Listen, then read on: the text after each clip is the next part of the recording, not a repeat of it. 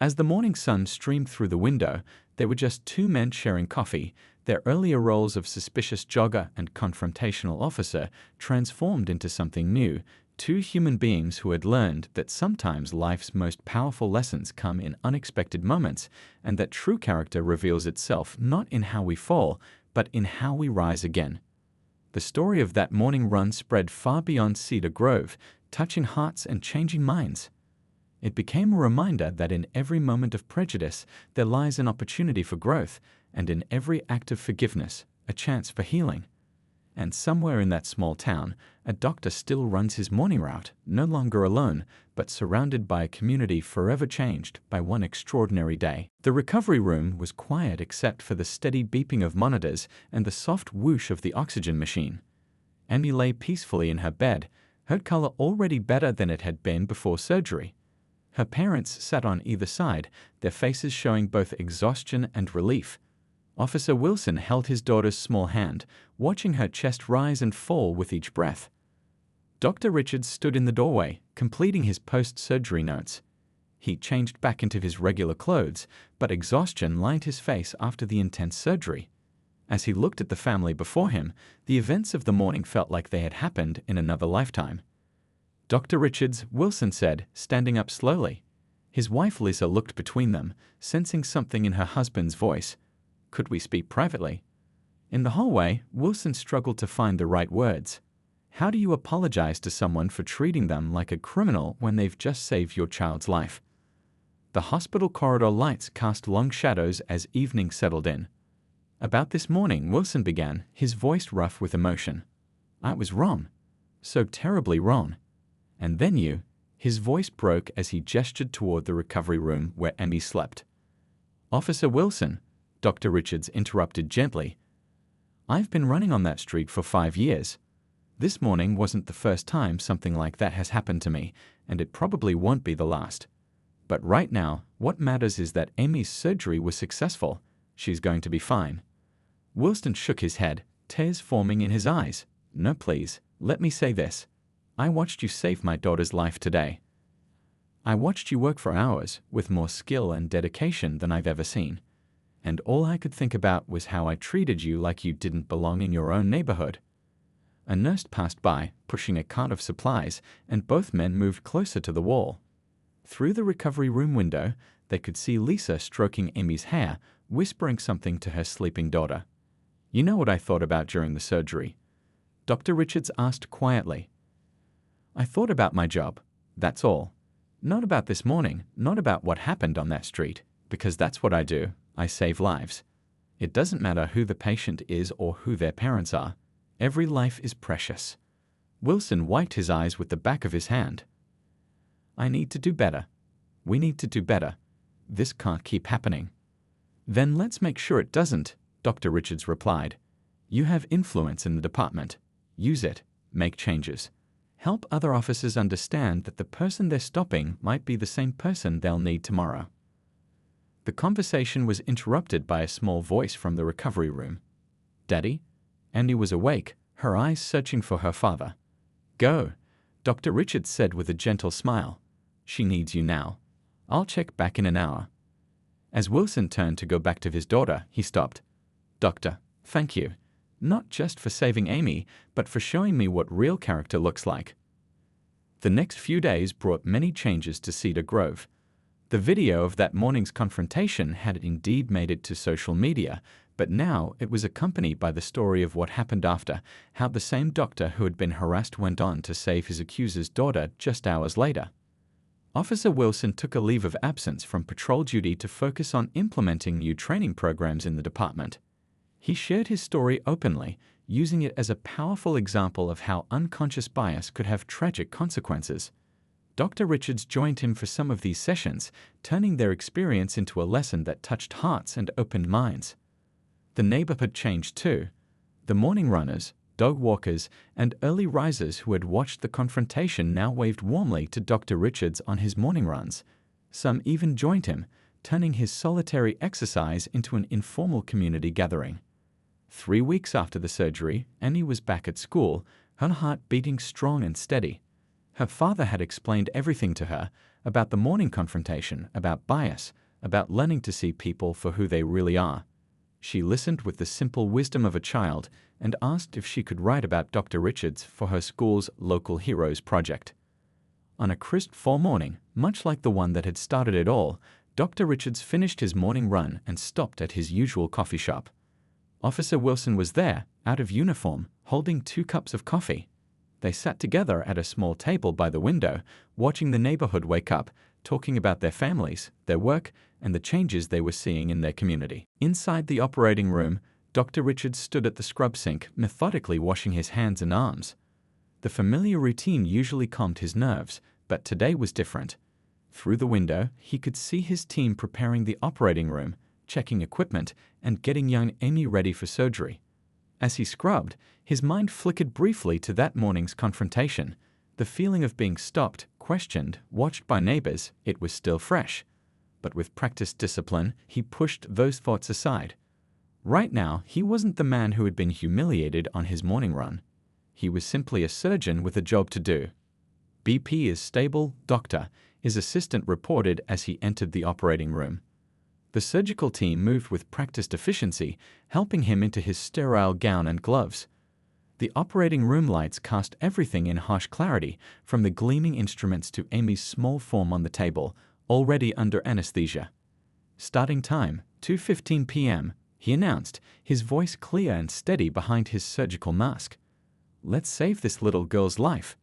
Meanwhile, in the waiting room, Officer Wilson paced back and forth. Every time the door opened, he jumped, hoping for news. His wife Lisa sat quietly, thumbing through a magazine without really seeing the pages. The same nurse who had been there earlier brought them coffee, her kindness a small comfort in their hours of waiting. I don't understand, Lisa whispered after a while. She was fine yesterday, running, playing, just being her normal self. How did we miss this? Wilson stopped pacing, the guilt over that morning mixing with the guilt of not noticing his daughter's condition sooner. He hadn't told his wife about his encounter with Dr. Richards yet. How could he explain that he had harassed the man who was now trying to save their daughter's life? Back in the operating room, Dr. Richards worked with intense focus. His hands moved with precision as he navigated the delicate structures of Amy's heart. The cardiac monitor beeped steadily, marking each precious heartbeat. Suction here, please, he requested, his voice calm despite the complexity of what he was doing. Years of training and experience guided his movements. He had performed this surgery many times before, but each patient was unique, each life equally precious. 3 hours into the surgery, they hit a complication. Amy's heart rhythm became erratic, setting off a cascade of alarms. BP dropping, a nurse called out. I see it, Dr. Richards responded, his voice remaining steady. Let's increase the flow rate. More suction here. His hands never wavered as he worked to stabilize the situation. In that critical moment, nothing existed except the patient before him and the next steps needed to save her life. In the waiting room, Officer Wilson had finally sat down, his head in his hands.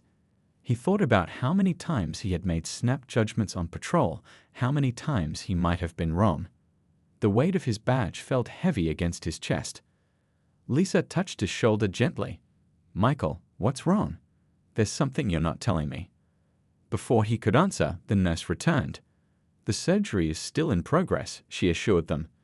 Dr. Richards is one of our best. Your daughter is in good hands. Wilson nodded, knowing just how true those words were. He remembered Dr. Richards' steady hands that morning, even while being questioned like a criminal. Those same hands were now working to save his daughter's life. Inside the operating room, Dr. Richards had successfully navigated the complication. The cardiac monitor showed improving numbers as he began the final phase of the surgery. Sweat trickled down his back under his surgical gown, but his concentration never broke. Beginning closure now, he announced. His team worked in perfect synchronization, each person knowing their role in these crucial final moments. As he placed the last suture, he took a moment to check everything one final time. Amy's heart was beating strongly now, the rhythm regular and healthy. Surgery ending time, 6:45 p.m., he called out. As his team began their post-operation procedures, he stepped back from the table, finally allowing himself to feel the fatigue in his shoulders and back. 4.5 hours of intense concentration, of pushing aside personal feelings, of focusing solely on saving this child's life. As he prepared to speak with the waiting parents, Dr. Richards thought about his own daughter at home, probably doing her homework right now. He thought about Officer Wilson and how the universe had brought them together again in such an unexpected way. Sometimes, he reflected, life had its own way of teaching the most important lessons. Time seemed to freeze in that sterile hospital hallway. Dr. Richards stood there in his surgical scrubs, clipboard in hand, while Officer Wilson felt the floor sway beneath his feet. The morning's confrontation replayed in his mind like a bad movie, the sirens, the questioning, the neighbors watching. Now, here they were again, but the power dynamic had shifted dramatically. Lisa Wilson noticed the tension between the two men, but was too focused on her daughter to understand why. "Doctor, please," she stepped forward, her voice trembling. "Tell us what's happening to our Amy." Dr. Richards moved with practiced professionalism to the bedside, his focus entirely on the young patient. He checked the monitors, reviewed the charts, and listened to Amy's heart with his stethoscope. His hands were steady, his movements precise, showing no sign of the morning's incident affecting his work. "Amy has a condition called cardiac arrhythmia," he explained, his voice calm and clear. "More specifically, she has a structural abnormality in her heart that's causing irregular rhythms. The good news is that it's treatable with surgery, but we need to act quickly." Officer Wilson stood frozen, watching as the doctor he had humiliated just hours ago now explained the intricacies of cardiac surgery to his wife. The irony of the situation wasn't lost on him. This morning, he had made Dr. Richards prove he belonged in his own neighborhood.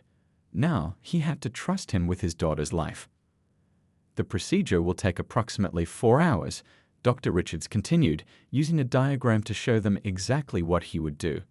His finger traced the path he would take to repair Amy's heart, his explanation simple enough for them to understand, but detailed enough to show his expertise.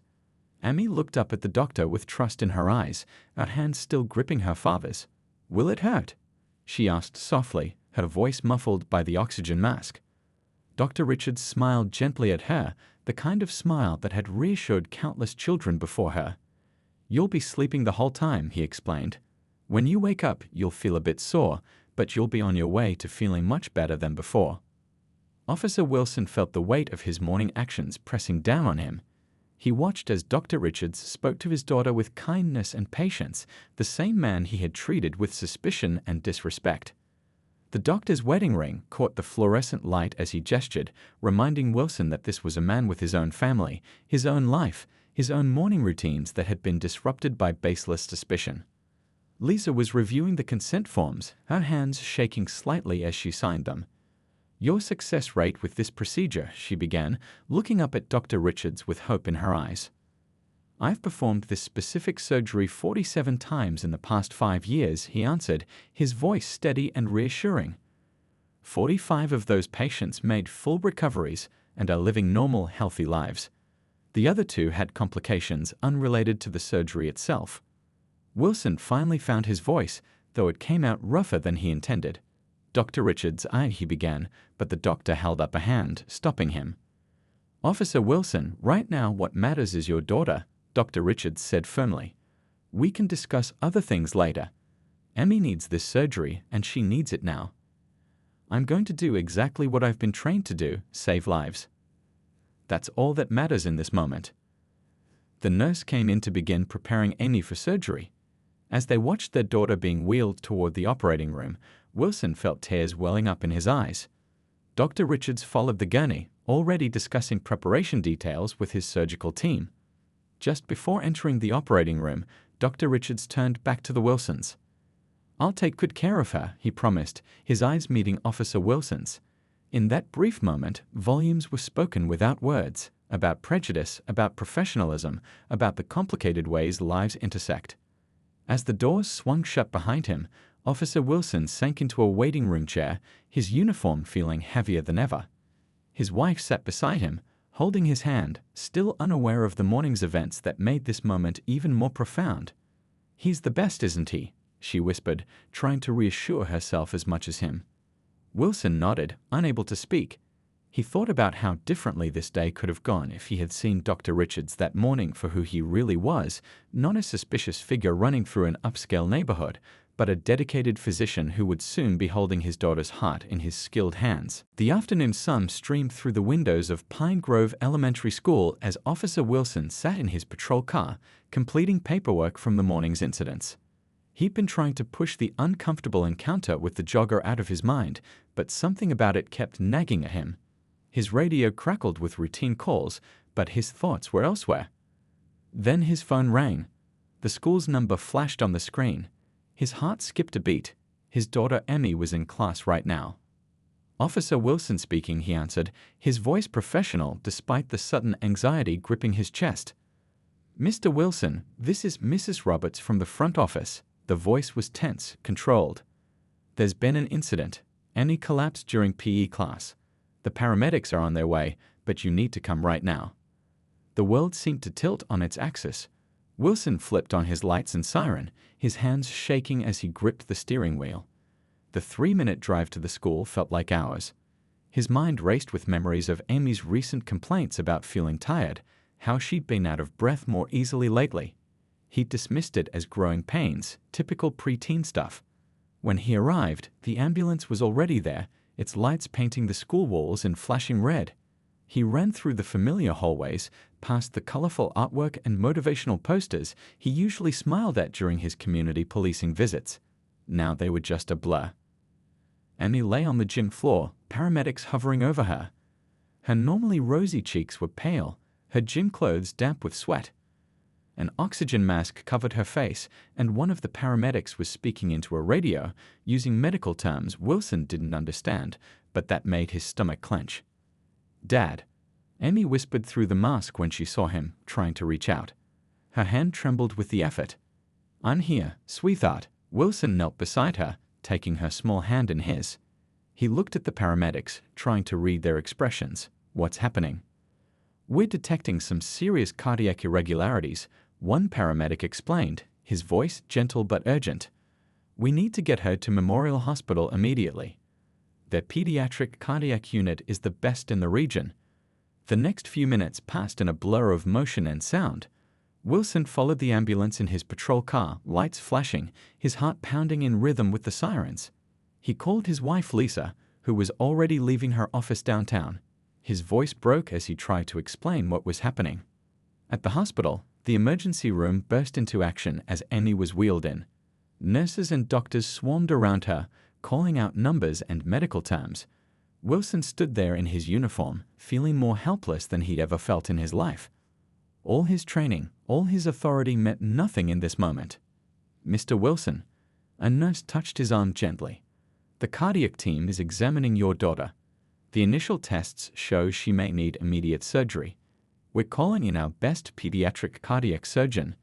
Wilson nodded numbly, watching through the window as doctors studied charts and monitors surrounding his little girl. Emmy looked so small in the hospital bed, her dark hair spread out on the white pillow, her favorite unicorn hair tie still holding her ponytail in place from PE class. Liza arrived, out of breath and terrified. They held each other, watching the medical team work. The same nurse approached them again, holding a clipboard. "We've contacted our head of pediatric surgery. He's the best in the state for these cases. He's already on his way in." "What are her chances?" Lisa asked, her voice barely a whisper. "With Dr. Richards, they're much better," the nurse assured them. "He's performed this procedure many times. He's actually already here in the hospital today."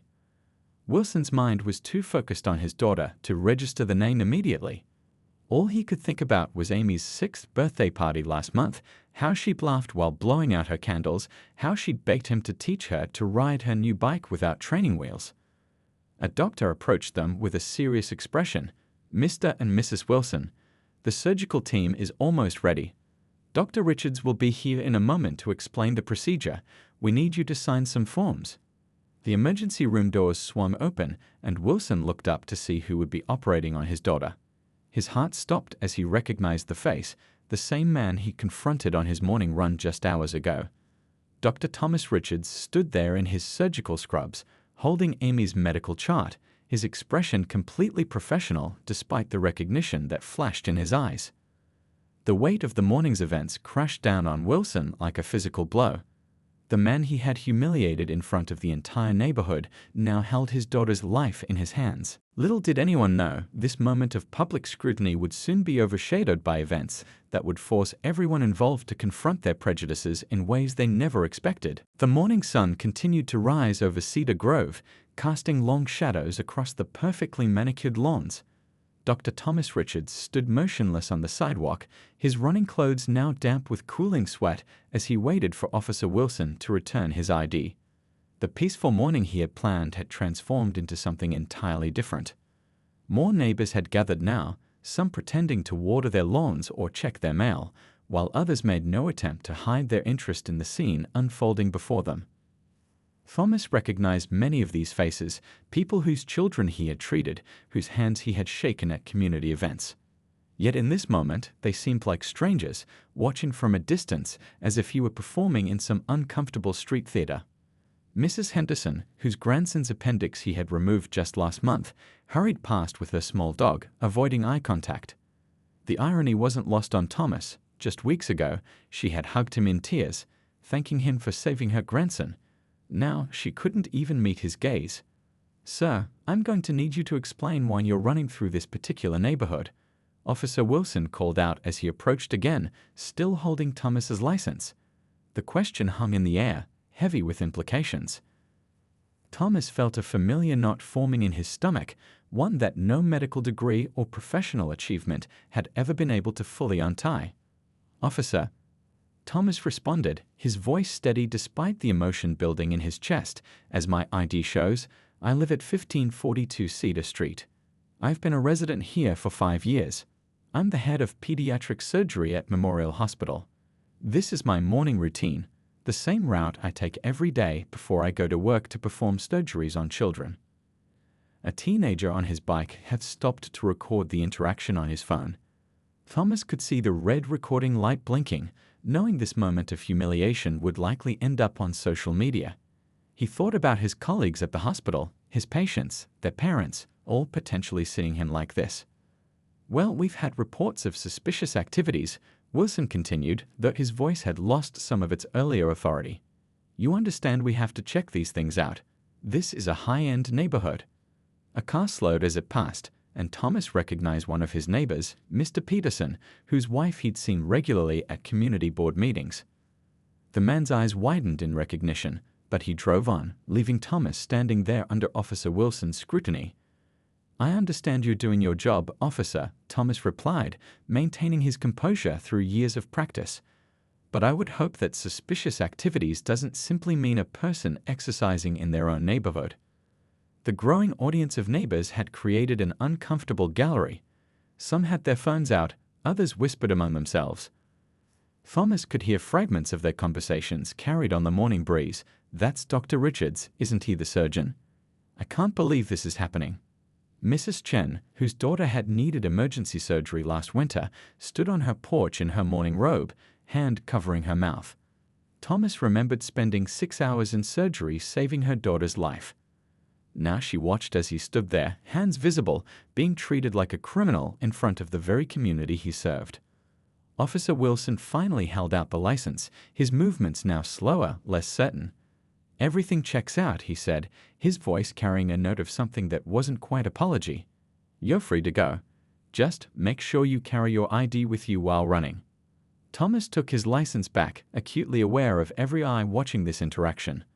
The morning breeze had turned cold against his skin, or perhaps it was just the chill of the situation. He carefully placed his ID back in his pocket, thinking about how many times he'd been through similar situations, how many times he'd had to prove he belonged in spaces where he'd earned his place. As Officer Wilson walked back to his patrol car, Thomas remained standing there for a moment. The watching neighbors began to disperse, some shaking their heads, others hurrying inside to avoid the awkwardness of the aftermath. The teenager with the phone finally lowered it, looking uncertain about what he'd just recorded. Thomas checked his watch. He had a surgery scheduled in 3 hours. He would need to push aside this morning's events, put on his white coat, and be the professional his patients needed him to be. But as he started his slow jog back home, he couldn't help but wonder how many of these same neighbors would be sitting in his waiting room one day, trusting him with their children's lives, never knowing how they had watched him being humiliated on this ordinary morning. Officer Michael Wilson had been on patrol for just over an hour when the call came in. A resident reported a suspicious person jogging through the neighborhood. The description was vague, but the caller's tone carried an edge of concern that made Wilson's police instincts kick in. He'd been on the force for 12 years, and these kinds of calls were becoming more frequent in Cedar Grove. As he turned onto Oak Avenue, he spotted the runner, Dr. Thomas Richards, though Wilson didn't know that yet. All he saw was a man in expensive running gear moving at a steady pace through what he considered to be one of the most exclusive neighborhoods in his patrol area. Something about the scene didn't sit right with him, though he couldn't exactly explain why. Wilson flicked on his lights and chirped the siren. The runner slowed to a stop, his shoulders tensing visibly. The officer stepped out of his patrol car, one hand resting habitually on his belt. The morning air felt heavy with tension as he approached. "Sir, I'm going to need you to turn around slowly and keep your hands where I can see them," Wilson called out, his voice carrying the authority he'd practiced over years of traffic stops and confrontations. The runner complied, his movements deliberate and careful, like someone who'd been in this situation before. Thomas stood there, his breath still slightly rapid from the run, watching as the officer approached. Sweat trickled down his back, but the morning chill wasn't the reason for his goosebumps.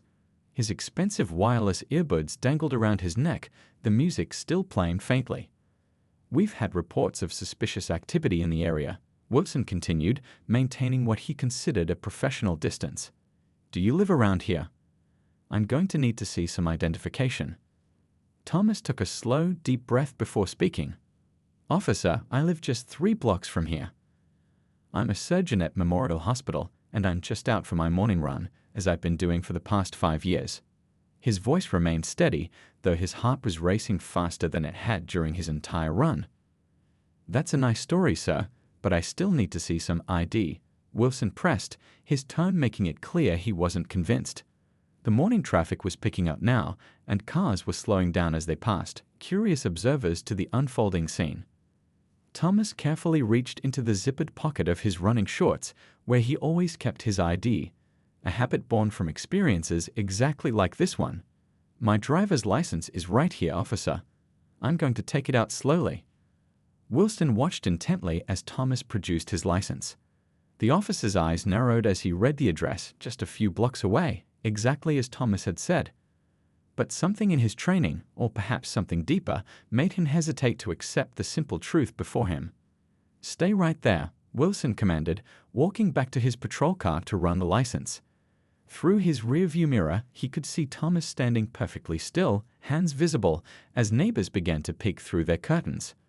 Some had their phones out, recording the interaction.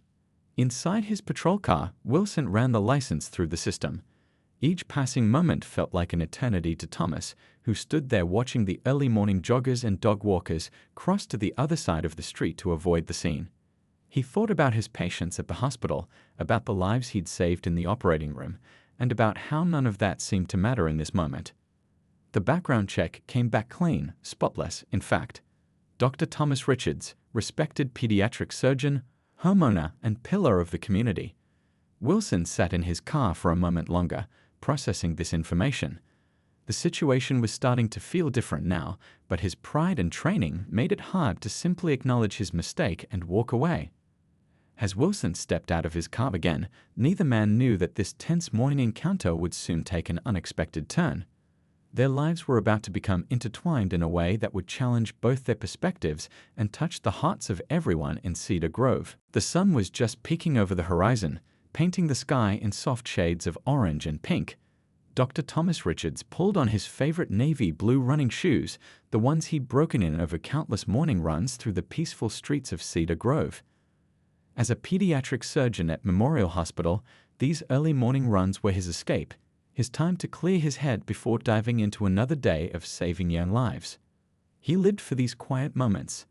The gentle slap of his running shoes against the pavement, the crisp morning air filling his lungs, and the familiar sights of his neighborhood coming to life around him. Today was like any other day. The sprinklers were starting their morning dance on perfectly manicured lawns, and the smell of fresh coffee drifted from kitchen windows as early risers began their day. Thomas had moved to this upscale neighborhood 5 years ago, drawn by its excellent schools and safe streets. He'd saved for years to afford the beautiful colonial house with its white picket fence and wraparound porch. His neighbors had gradually gotten used to seeing him on his morning runs, dressed in his high-end running gear and wireless earbuds, though some still watched him with curious eyes as he passed. That morning, he chose his usual route, down Maple Street, past the local elementary school, and through the winding paths of Henderson Park. The neighborhood was especially beautiful this time of year, with autumn leaves creating a colorful canopy overhead. He checked his smartwatch. His heart rate was perfect, and he was maintaining his target pace. As he rounded the corner onto Oak Avenue, something felt different. The usual peace of his morning routine was interrupted by an unfamiliar tension in the air. He noticed a couple of early morning dog walkers quickening their pace as they passed him, clutching their phones a little tighter. Thomas tried to shake off the uneasy feeling, focusing instead on the rhythm of his breathing and the motivating beat of his workout playlist. He'd learned long ago to maintain his professional composure in uncomfortable situations. As one of the few black doctors in his hospital's pediatric surgery department, he'd faced a share of challenging moments. But here, in his running clothes instead of his white coat, he was just another face in the neighborhood, or at least, that's what he hoped. The familiar houses continued to pass by. The Johnsons with their always blooming garden, the retired couple's house with the rocking chairs on the porch, and the newly renovated Victorian that had just sold last month. Thomas loved knowing these little details about his community. He treated some of their children at the hospital, though many neighbors didn't know that the man in running gear passing their homes was the same doctor who'd helped their kids. His watch buzzed, marking the halfway point of his run.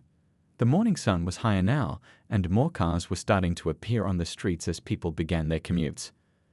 Thomas decided to extend his route by a few blocks. He had an important surgery scheduled later that day, and the extra miles helped him focus. As he turned onto Cedar Street, his mind wandered to the complex procedure ahead of him. A young patient with a rare heart condition needed his help, and he was mentally reviewing the steps of the surgery. This was why he loved these morning runs. They gave him the mental space to prepare for the challenges ahead. The peaceful rhythm of his run was suddenly interrupted by the sound of a police siren chirping behind him. Thomas felt his heart rate spike, and not from the exercise. He slowed his pace, the familiar weight of anxiety settling in his chest. As he turned to look over his shoulder, he could see a patrol car pulling up alongside him, its lights flashing in the morning sun. Little did he know, this ordinary morning run was about to become anything but ordinary.